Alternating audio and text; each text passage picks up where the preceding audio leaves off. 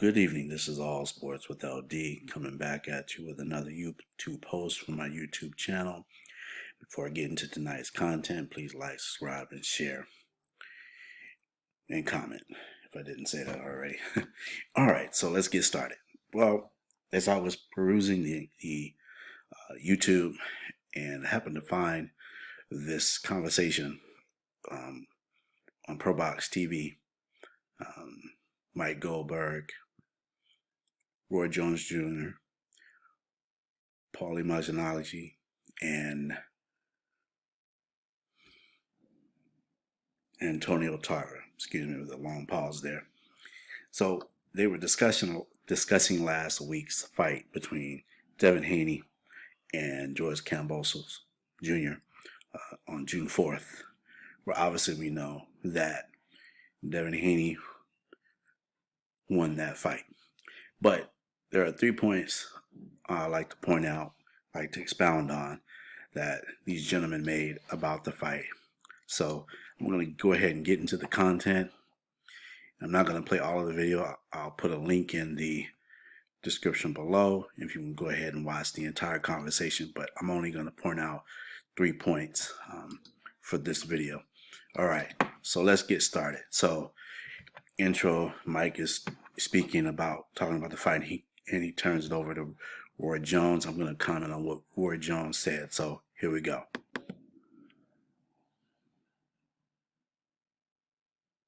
Few weeks ago about Devin Haney traveling to Australia to fight George Kambosos. We wondered if it was a bad idea. I guess it wasn't. Well, it wasn't a bad idea because Devin Haney obviously did his homework on Kambosos. And like I said, and I stick to my word, I said if he go over there and beat Kambosos, he goes on my pound for pound list top 10. So I wanted to stop it right there. Roy Jones has said that if he went over there and won that fight, he would go on his top 10 pound for pound list. So let me expound on that. And I agree 100% with Roy that Haney, he can be added to anyone's top 10 pound for pound list. And here's why.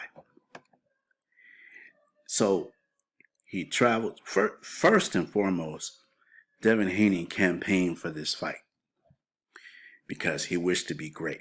He didn't care where it was. He campaigned and said, yeah, I'll come to Australia and fight you. Let's put this together. Now remember, Kambosos initially wanted to fight Lomachenko, but Lomachenko pulled out because of the war in Ukraine. So this is why we ultimately got this fight. But anyway, Devin Haney travels over to Australia in a hostile environment of over 40,000 fans, obviously rooting for Kambosos Jr. So not only did he travel into the enemy's territory, but then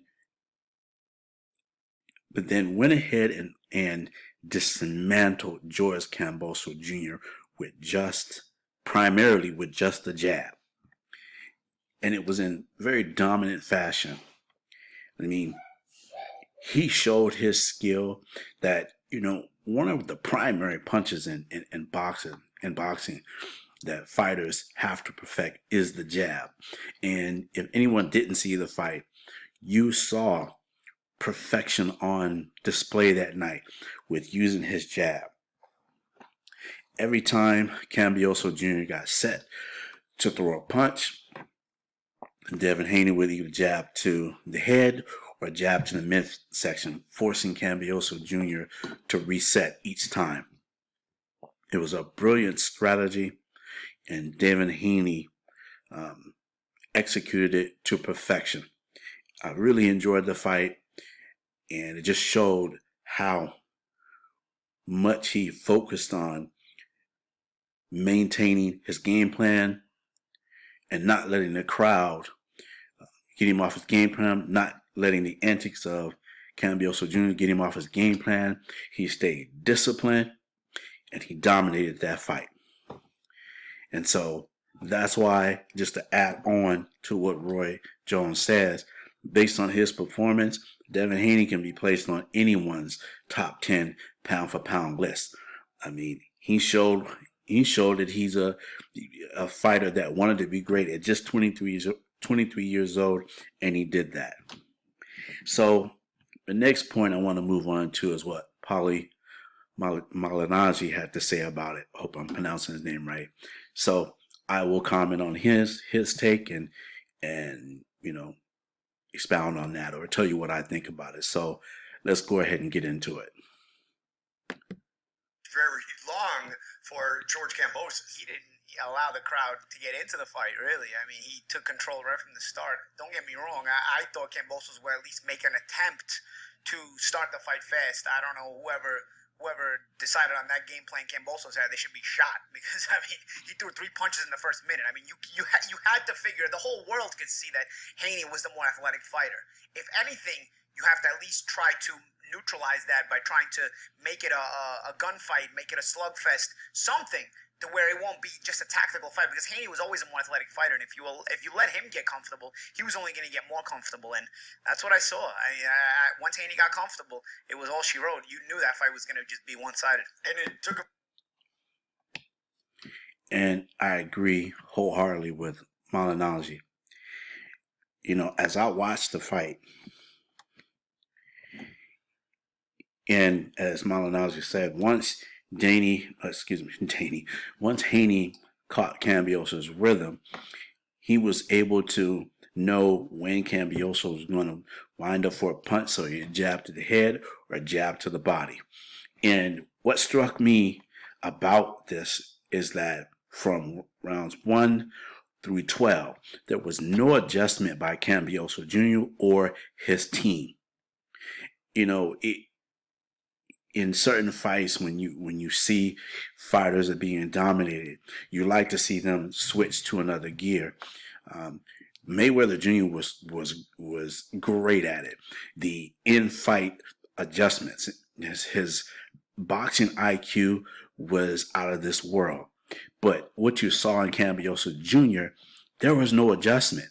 Like, if you're being hit with the jab, whether it's to the head or to the midsection, at least say, all right, so I'm gonna try to time him and beat him to the jab, or I'm gonna counter his jab with a right hook, or time his jab, step under his jab, and throw a couple of body shots. None of that was done from rounds 1 through 12. Kambosos Jr. waited. He was waiting for the one perfect shot, which never came.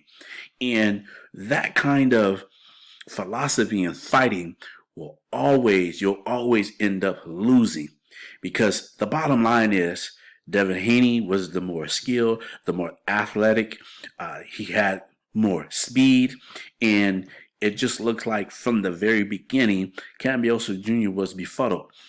He didn't make any adjustments, nor did his team make any adjustments. And in fact, if you watch the fight again during the rounds, it's almost as if they were talking like, well, very monotone. There wasn't really any instruction. It was like, keep doing what you're doing. It's like, well, what he's doing is not working because he can't catch Haney. Haney is too fast. Haney's not going to fall into a slugfest. And that's what Kambosos really wanted. He got that in Teofimo Lopez, but Devin Haney's a different breed of boxer. There's this old saying that boxing is about hitting your opponent and not getting hit in return. And Devin Haney perfected that, especially in this fight. You saw him either jab to the head, jab to the midsection, and then when Kambosos tried to crowd him or at least tried to pull him to the ropes, you saw Devin Haney wrap him up and walk him back to the center of the ring. So it just shows you that Devin Haney was on his game plan, Kambosos Jr. was not. So that's my perspective on what Malignaggi said. I agree with him. I just wanted to add my perspective. So the third point, we're gonna listen to Antonio Tarver, see what he says, and then I'll comment on what he says as well. So let's go. Took him about 30 seconds, Antonio, to look comfortable. He made that 4-inch reach advantage look like a 40-inch reach advantage. Exactly. And, when we sit here as commentators and analysts, we have to fall on the sword, too. I thought that fight would have been a lot more competitive, and I thought Kambosos would have brought more to the table. But I got to take my hat off to Haney. He had a solid game plan. He worked his game plan masterfully, and I can't, great fighters make tough fights easy, and he showed that. He really did, and I want to just say hats off to all the promoters involved.